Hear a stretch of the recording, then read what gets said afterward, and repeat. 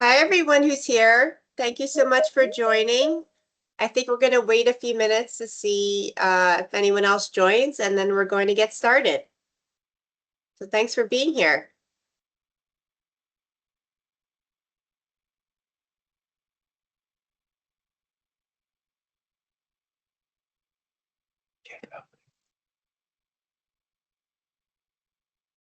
I want to. Oh, yeah. Want to.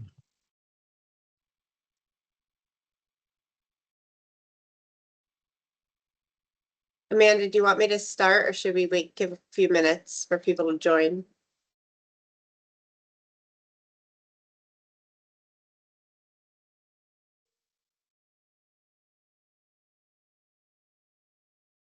Amanda, should we get going?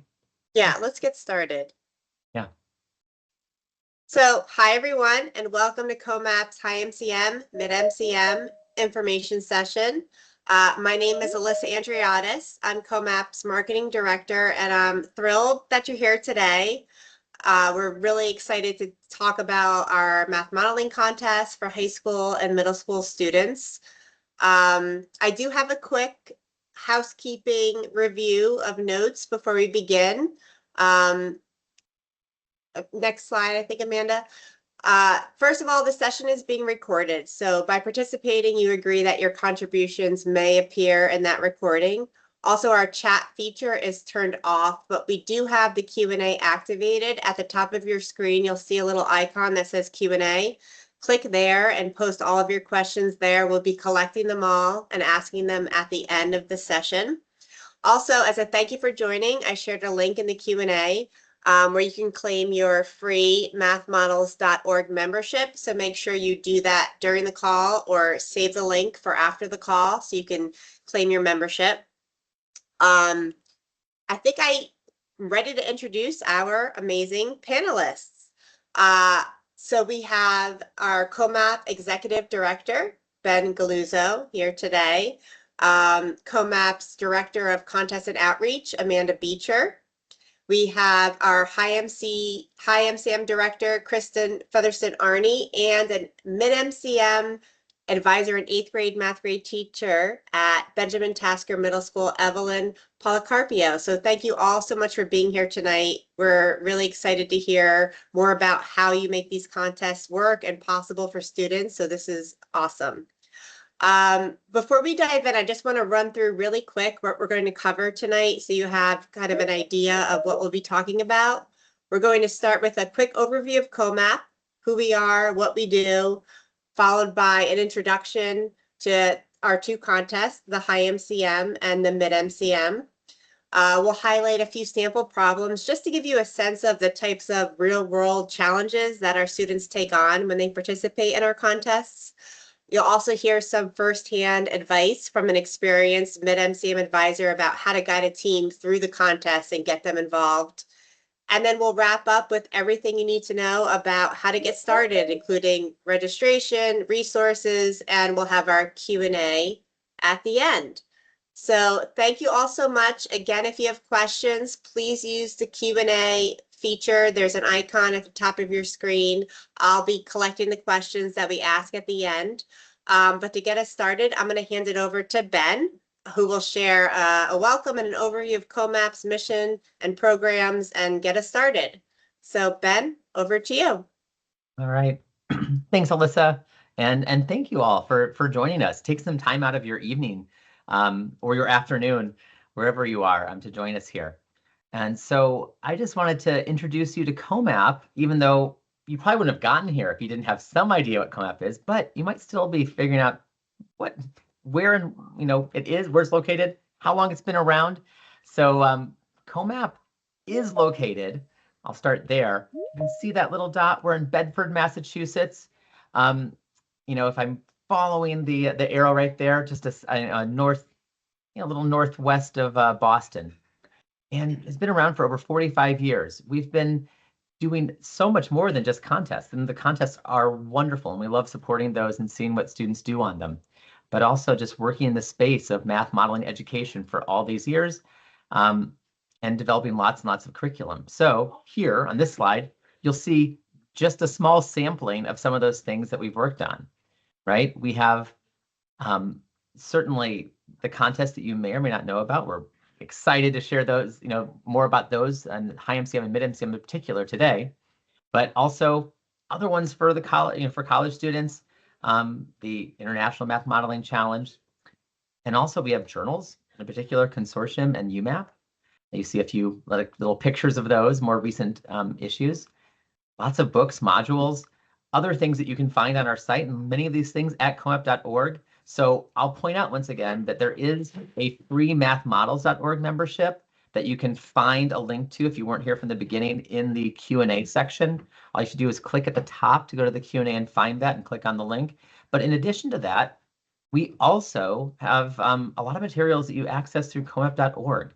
So I welcome you to go there, or invite you to go there, and there's free educator memberships, a lot of things that you can access that way.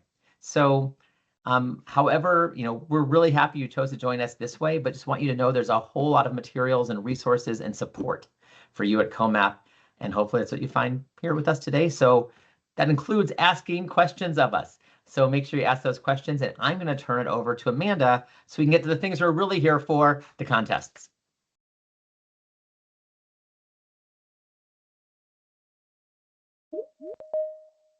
Uh-oh, you're muted, Amanda.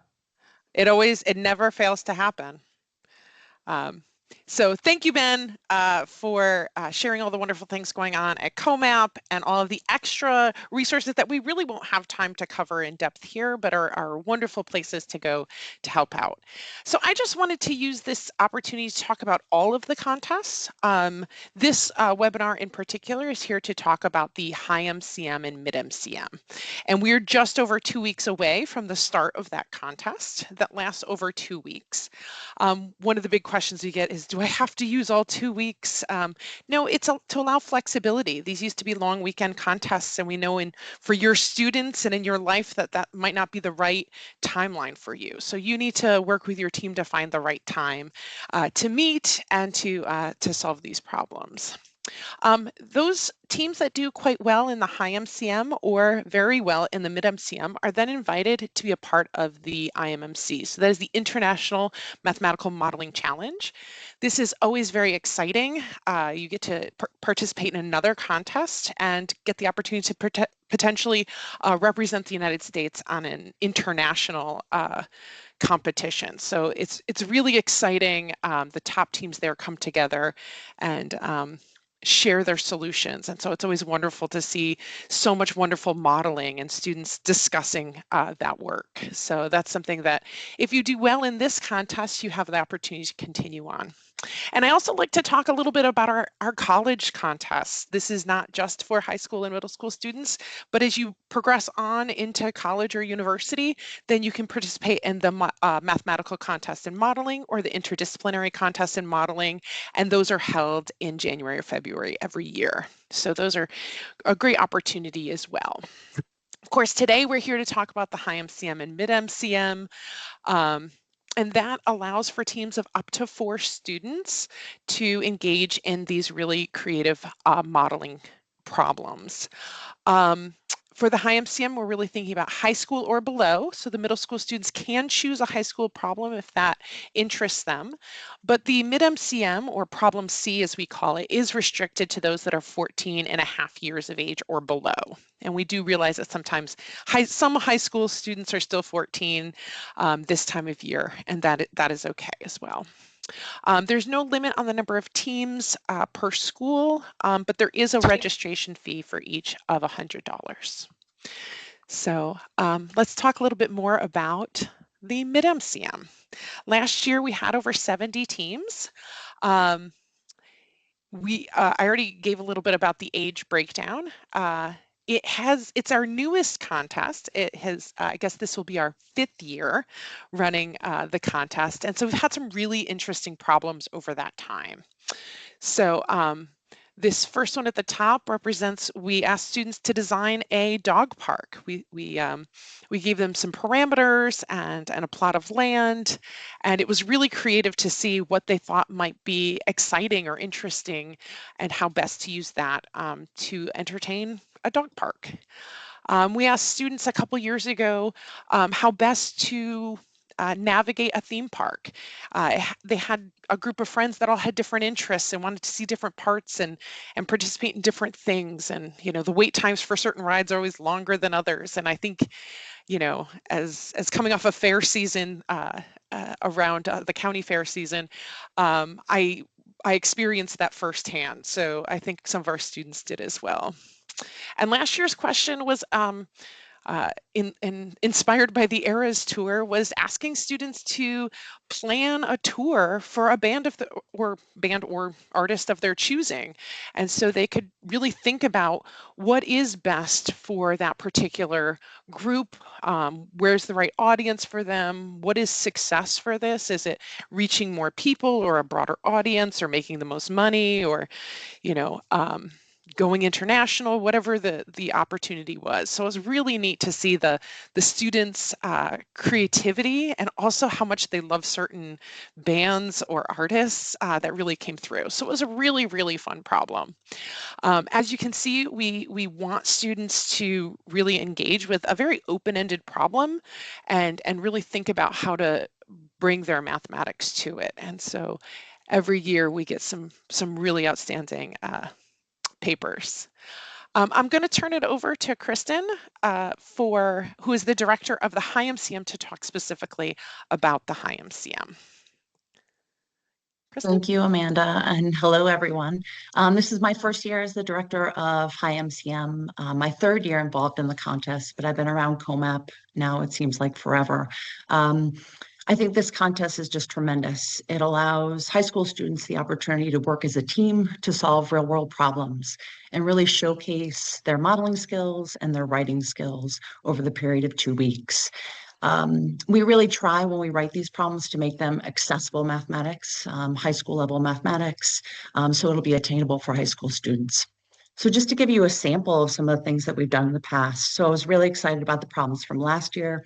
We had 2 problems. One was modeling the future Olympic Games, and then the impact of high-powered computing.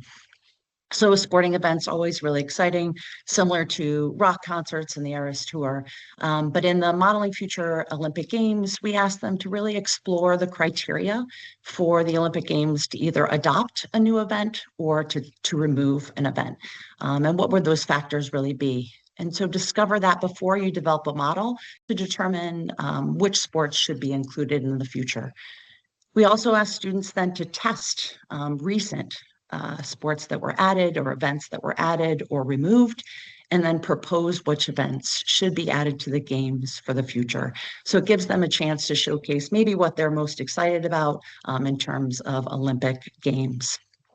For high power computing, of course, this is, this is such a critical element of society and something that's an aspect of their everyday lives. And so we wanted them to first explore the utilization of energy and what really goes into high power computing before they build a model to discover the environmental impact of high power computing. Including energy mixes and location and how that would change over time. And then, of course, when we talk about changing over time, right, first assess where we are currently, and then can we forecast into the future with the growth of high power computing, and what will that do throughout with the energy, with renewables, and with that change in growth. 2 years ago, we had 2 great problems, one about invasive species and growth of dandelions and how they propagate over a big field, and then asking students to pick 2 other invasive species and do the same type of investigation. And then the second problem was charging ahead with e-buses. And could you really help a city plan for this development, this change to incorporate e-buses into their transportation system? For all of these problems that we develop, we really try to scaffold the problem for the students and first target them to understand the scope of the problem, get them to research just a little bit, to open up and to dig in to why we might ask to research and to try to solve such a real world problem. And then we ask them to create a model. So try to answer the question by developing a model and then apply that model to a certain city or to a certain sport or a certain area or certain energy mixes for high power computing, and then expand that model and then reflect on that analysis from the base model and the expanded model, and then finally share that model and its results. So when we say share that model, we mean conclusions, we mean its strengths and weaknesses, but also we really mean a one-page non-technical report to an interested party that would be willing to read that and actually gain some insight into why you solve this problem and how it could impact them.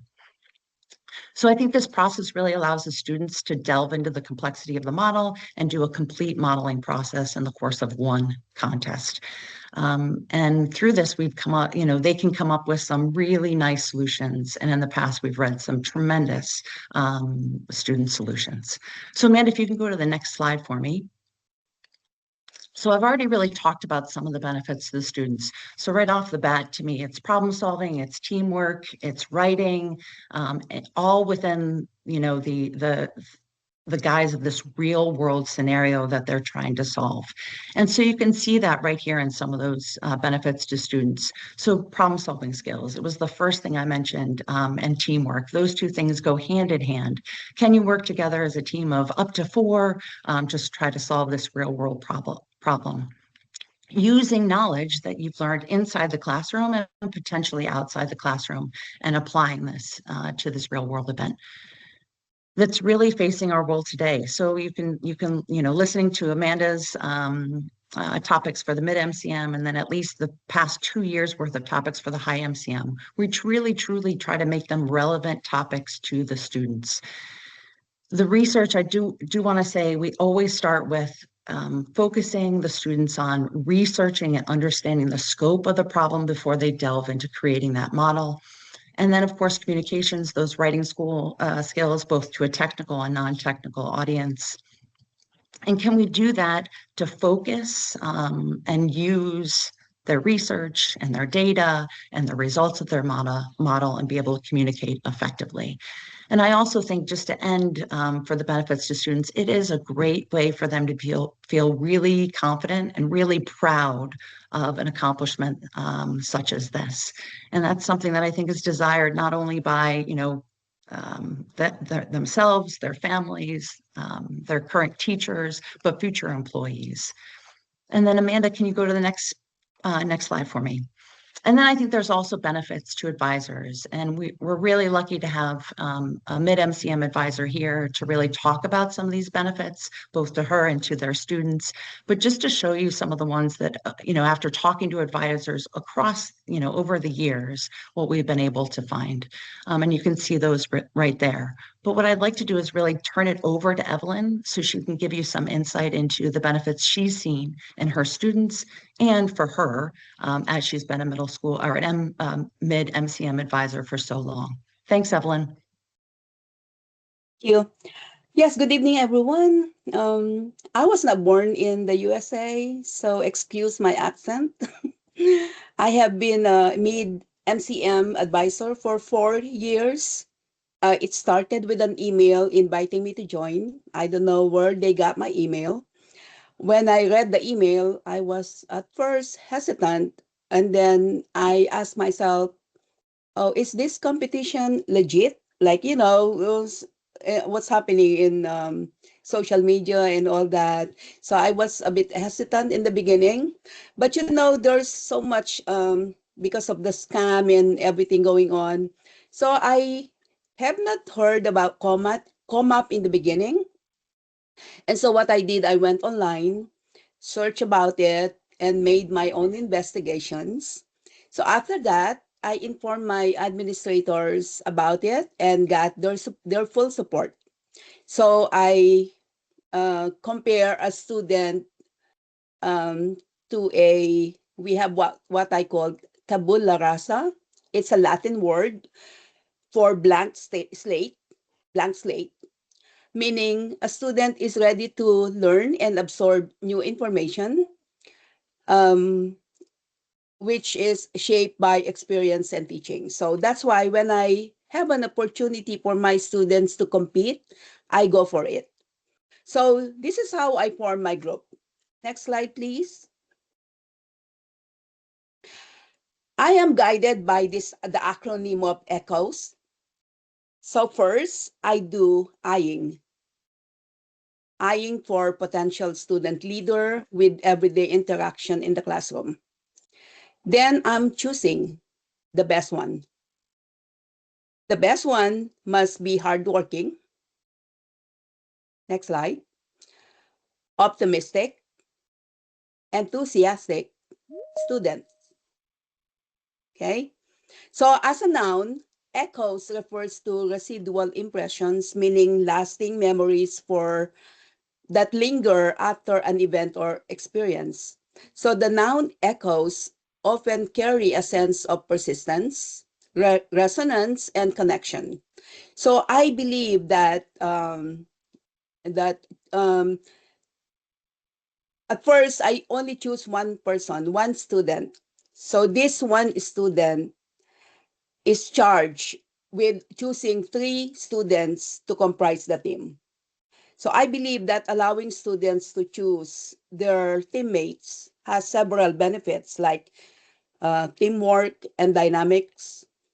Students who choose their teammates are more likely to work well together, share ideas, and foster a more collaborative and enjoyable experience.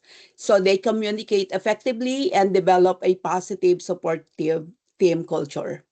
So I have some videos here of the first one was my team captain, I think 2 to 3 years ago. So since I've been in the competition for 4 years, so Arna here will say something about the competition. Please play. Hi, my name is Arna Gungol and I'm a current high school student and a former participant in the COMAP Math Competition Challenge. I was first introduced to COMAP in middle school, where I worked in a group with my peers to tackle a realistic math problem. The process was honestly super engaging because we planned, documented, solved, created a visual solution, and summarized our steps in a research paper-styled submission. The good thing is that COMAP isn't just all about math. For people who love organization, it's about looking for key details and using logical analysis to arrange written information. For tech lovers, it's about compiling statistics into easily presentable data. And for those who love math, of course, you get to apply various concepts and expand upon your critical thinking. Plus, this challenge is super fun to do because there are so many ways that you could solve this problem, so the more innovative and unique you are with your solution, the better the outcome. And everyone does get to contribute. And I'm happy to say that competing served us well because on my first go, we became the only school in our state and the 6th school from the US internationally to receive recognition for our solution. So it really is a great way to gain achievement, but to also apply math in real life. And on a personal level, this competition helped me understand the detail that goes into tackling an abstract math problem. And I thoroughly enjoyed the process of working with my peers and sharing ideas as I continue learning and engaging in competitive opportunities in math. Happy competing! Okay. The second video is a video of the team that I just formed last week. Okay, using my acronym ECHOES. So please play the next video. They will be my contestants for this year's competition. Why? Why did I join the math competition? Why did I join the math competition? Why did I join the math competition? My name is Nico Natividad. I am an 8th grade student taking geometry in Miss Policarpio's class. I would like to join the math competition because this would be a good opportunity to prove how much I've learned over these past years. My name is Gwanatani Tegan. I'm an 8th grade taking geometry in Miss Policarpio's class. And I joined this competition because it is an enriching experience I can have with my peers. It builds teamwork and provides a chance for real-world application. My name is Nyla Stokes. I'm an 8th grader in Miss Policarpio's class taking geometry. And I joined the competition because I feel as though it will look really good on my resumes for college and specialty program. It also is a fun experience with my peers while helping me practice what I've learned so far. So come with us and join the math competition. And see. Okay. Yeah, so far that's all I have.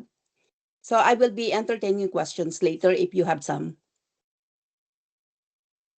You're muted, Amanda. That is always what is said before I talk. That was absolutely fantastic, and the energy and enthusiasm from your students is infectious. So thank you so much for sharing those. All right, now for some of the new, ooh, there we go.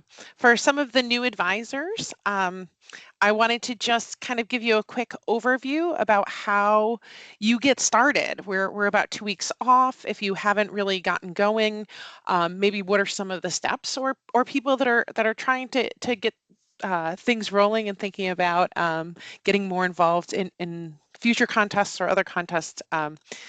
Just some game plans. So I'll talk about forming a team and choosing an advisor, reviewing the rules, registering, and preparing. Ultimately, it's to compete, solve, and create. That is what we're getting our students ready to do. So the first thing is to form a team. I had already said that there are teams of 4, and this year we expanded the designation so it doesn't just have to be middle schools or other related type of institution, a regular school-based institution, but also some extracurricular programming. We know that sometimes math enrichment opportunities happen outside the classroom, and we've had the opportunity to work with some and to see how this can really enrich those experiences. And so that's a new opportunity that we want students that come together to learn math, if it's from multiple districts, to be able to do that work and to share that opportunity to participate in this contest together. So that's a new rule expansion to be more inclusive of the different types of ways that students collaborate and work on problems. I mentioned the age restrictions before in terms of what problems are possible. If your students are just doing the HiMCM, then that will be problems A and B only. And if you have students that qualify also for the MidMCM, they can choose problems A, B, or C. Choosing an advisor. We really are looking for this to be a mentorship opportunity, a chance for students to come together and to have a little guidance and oversight. Traditionally, that's a teacher in a classroom, but with these new expanded opportunities for programs, it might be a mentor or a program coordinator or something like that. So it's really an opportunity for somebody to really showcase math modeling in a different way to students, whether in the classroom or outside. And so many of you here are thinking about being advisors. And so I advised some of the college teams when I was a college professor, and it was very rewarding. And so if you're thinking about doing it, give it a try, and I bet you'll be as hooked as Evelyn is. The first thing that you always want to do is read the rules. We have them on the contest rules and instructions website. It tells you almost everything you need to get started, either before, during, or after the contest and things that need to happen. It's a great guide as you go through. It's separated in that way so that if you need to refer back, you know when you might need to access those materials. I do find that also sharing them out with your students and saying, look, this is what the expectation is, that helps them to sort of, you know, understand what they're getting into a little bit. They always say half the battle of doing the SATs is knowing how it works, and this is no different. Students need to sort of be aware about what are the rules to the contest and how they should approach things. And so we try to do that to be helpful to the students and to really get them started in a nice place. Of course, you need to register. I did mention there's a registration fee of $100 per team. You can do that right through the COMAP website. Anyone can pay the fee, a parent, teacher, or administrator. It is a secure payment online. So preparing teams. We have, I think the best resource is mathmodels.org. If you are in the Q&A, you can get a free mathmodels.org membership. In addition to seeing all of the problems from all of the contests over all the years, it's in this beautiful designed grid. Inside, it also has commentary about the problems from the judges. It shows outstanding papers from previous years. So it gives you an idea about what the judges have valued and what they saw each year. And it's a great opportunity for your students to maybe try a problem or two, but then also see and reflect on where the struggles or challenges were for some teams and to help them prepare each year. And then ultimately, the goal is in 2 weeks to have our students competing, solving, and creating and having fun with a real world open-ended modeling problem. So I am going to bring back all of our panelists onto the screen so you can ask anyone questions and maybe open it up to the Q&A. So if you have a question, there's a Q&A button. Already hit it.